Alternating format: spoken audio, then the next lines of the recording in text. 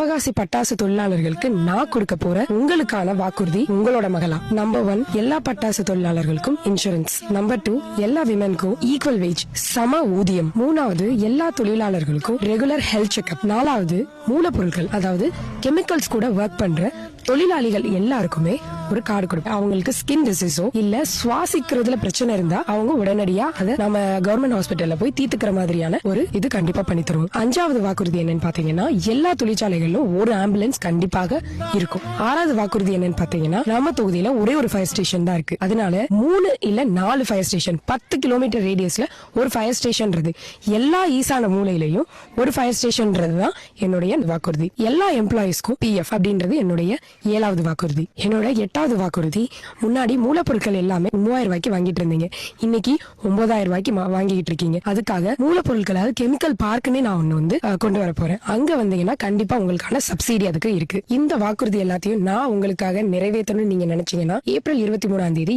7ஆம் number whistle சின்னத்திற்கு S கீர்த்தனான்ற ஒரு பட்டன் இருக்கும், அந்த பட்டனை மறக்காம அழுத்திருங்க. கண்டிப்பாக மாற்றம் உண்டு. எல்லாருக்கும் எப்படி ஒரு சான்ஸ் நீங்க கொடுத்தீங்களோ அதே மாதிரி இந்த முறை விசில் சின்னத்துக்கு மறக்காம சான்ஸ் கொடுங்க. கண்டிப்பா விஜயண்ணாவும் நானும் சிவகாசி தொழிலாளிகளுக்கான ஒரு போராளியா கண்டிப்பா இருப்போம்.